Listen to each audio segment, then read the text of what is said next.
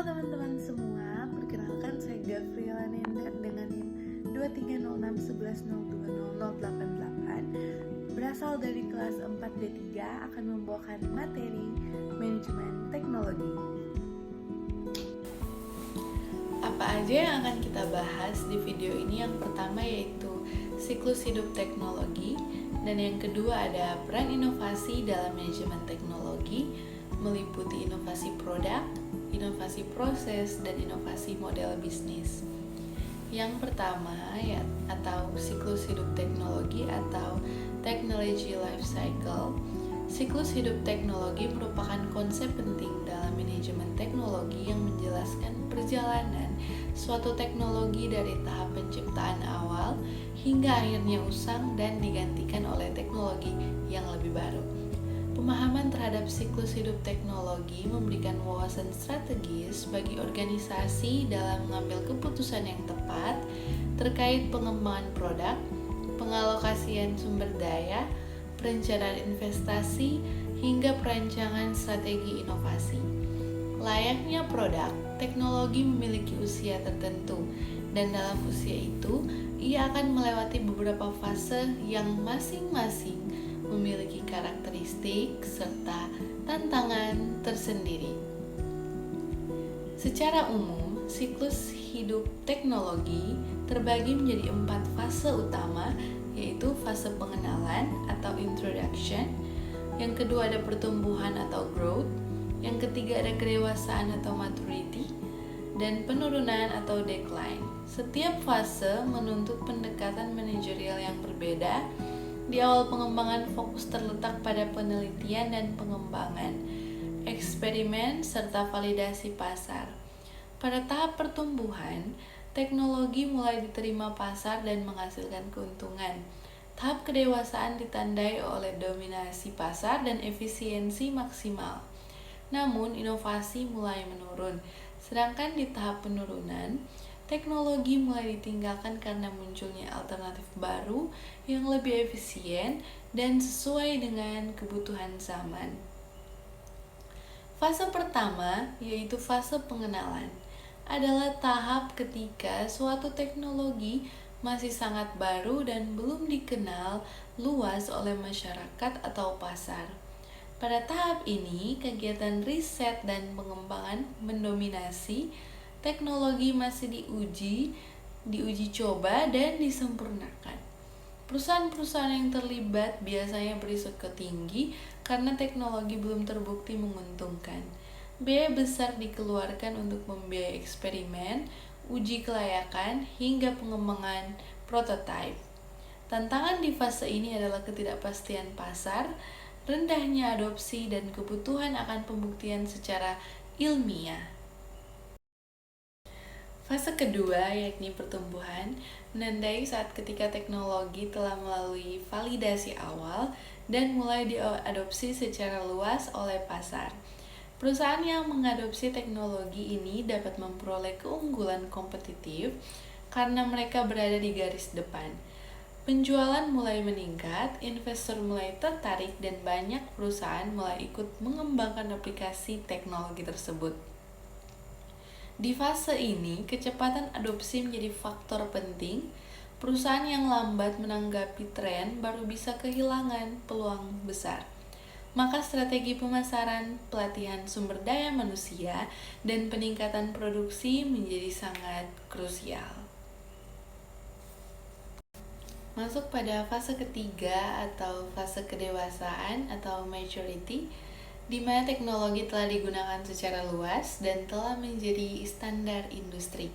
Persaingan pasar pada fase ini menjadi sangat ketat karena hampir semua pelaku pasar telah mengadopsi teknologi yang sama. Inovasi pada fase ini cenderung berkurang karena ruang untuk pengembangan teknologi menjadi semakin sempit. Perusahaan lebih fokus pada efisiensi biaya, peningkatan skala produksi, dan optimalisasi proses. Namun teknologi yang berada di fase ini masih bisa bertahan lama jika dipelihara dengan baik dan disesuaikan secara terus-menerus dengan kebutuhan pengguna. Fase keempat yaitu penurunan atau decline.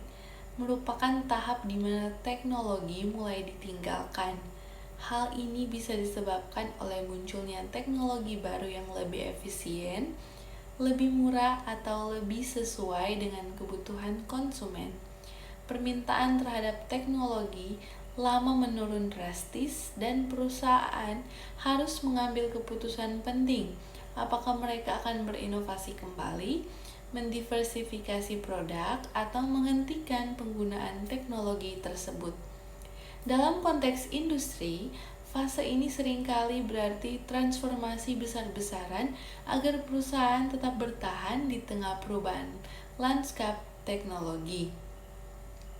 Siklus hidup teknologi bersifat dinamis dan tidak selalu sama untuk setiap jenis teknologi. Beberapa teknologi bisa saja mengalami siklus yang sangat cepat, seperti teknologi digital dan perangkat lunak. Sedangkan yang lain seperti teknologi di bidang konstruksi atau pertambangan bisa bertahan sangat lama sebelum mencapai fase penurunan. Oleh karena itu, manajemen teknologi dituntut untuk memiliki kepekaan tinggi terhadap dinamika pasar dan tren teknologi global. Yang kedua yaitu peran inovasi dalam manajemen teknologi. Inovasi merupakan fondasi utama dalam manajemen teknologi karena tanpa inovasi, teknologi akan stagnan dan perusahaan akan kehilangan daya saing. Manajemen teknologi tidak cukup hanya dengan mengadopsi alat baru, namun harus mampu menciptakan, mengembangkan, serta mengelola inovasi agar teknologi yang dapat memberi nilai tambah yang signifikan. Dalam konteks ini, inovasi memiliki peran. Inovasi dalam manajemen teknologi dapat dibedakan ke dalam 3 pasar kategori besar, yakni inovasi produk, inovasi proses, dan inovasi model bisnis. Ketiganya saling melengkapi dan memainkan peran yang berbeda dalam strategi jangka panjang organisasi. Organisasi yang mampu menerapkan ketiga bentuk inovasi ini secara konsisten akan lebih tahan terhadap disrupsi dan lebih adaptif terhadap perubahan. Kita masuk pada yang pertama yaitu inovasi produk. Inovasi produk mengacu pada penciptaan barang atau jasa baru atau peningkatan signifikan dari produk yang sudah ada, baik dari sisi desain, fungsi, kualitas, maupun teknologi yang digunakan.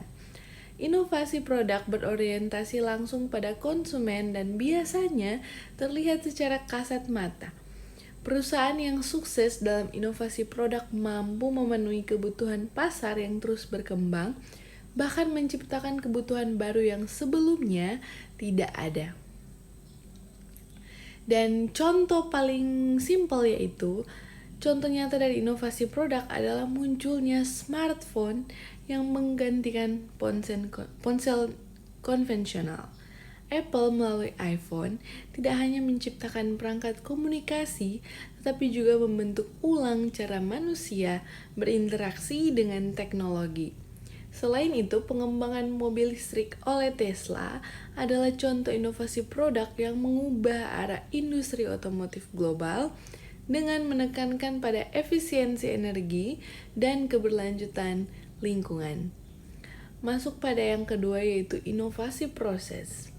Inovasi proses adalah penerapan metode baru atau perbaikan signifikan dalam proses produksi atau penyampaian layanan. Tujuannya adalah untuk meningkatkan efisiensi, menurunkan biaya, meningkatkan kualitas produk, atau mempercepat waktu pelayanan. Inovasi proses seringkali tidak terlihat oleh konsumen, tetapi sangat penting untuk memastikan daya saing perusahaan tetap tinggi. Contohnya adalah implementasi sistem manufaktur berbasis otomasi dan robotika di industri otomotif. Misalnya Toyota menggunakan sistem produksi just in time yang memungkinkan efisiensi luar biasa dan pengurangan limbah di sektor layanan. Perusahaan seperti Amazon telah mengembangkan sistem logistik dan distribusi otomatis berbasis AI.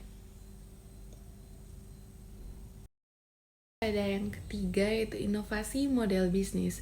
Inovasi model bisnis adalah perubahan mendasar dalam cara perusahaan menciptakan, mengantarkan, dan menangkap nilai dari produknya.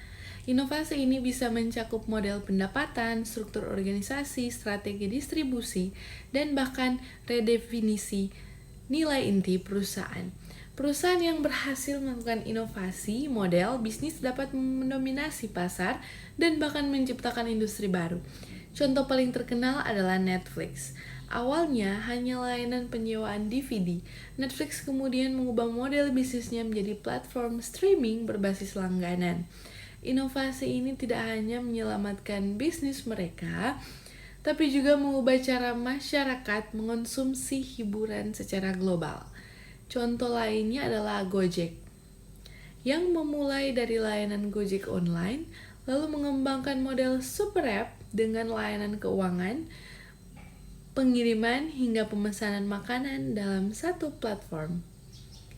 Integrasi ketiga jenis inovasi perusahaan unggulan biasanya tidak hanya menerapkan satu jenis inovasi, melainkan mengintegrasikan ketiganya. Tesla, misalnya, bukan hanya berinovasi dalam produk mobil listrik, tapi juga dalam proses otomatisasi produksi melalui Gigafactory, serta dalam model bisnis penjualan langsung ke konsumen tanpa melalui dealer. Pendekatan menyeluruh ini membuat Tesla tidak hanya kompetitif, tetapi juga menjadi pemimpin pasar yang sangat sulit ditandingi. Dan penutupnya adalah sinergi antara siklus teknologi dan inovasi. Siklus hidup teknologi dan inovasi adalah dua konsep yang saling berkaitan erat. Inovasi mendorong lahirnya teknologi baru dan memperpanjang umur teknologi yang ada. Sementara pemahaman terhadap siklus hidup teknologi membantu organisasi menempatkan inovasi di waktu dan tempat yang tepat. Tanpa inovasi, teknologi akan cepat usang. Tanpa pemahaman siklus teknologi, inovasi akan kehilangan arah. Dan dalam dunia yang berubah cepat seperti sekarang, kemampuan untuk berinovasi dan memahami siklus hidup teknologi bukan lagi suatu keunggulan, melainkan sebuah kebutuhan. Organisasi yang gagal beradaptasi akan tertinggal, sementara mereka yang mampu memimpin inovasi akan menjadi pemenang dalam kompetisi global. Sekian materi dari saya. Terima kasih.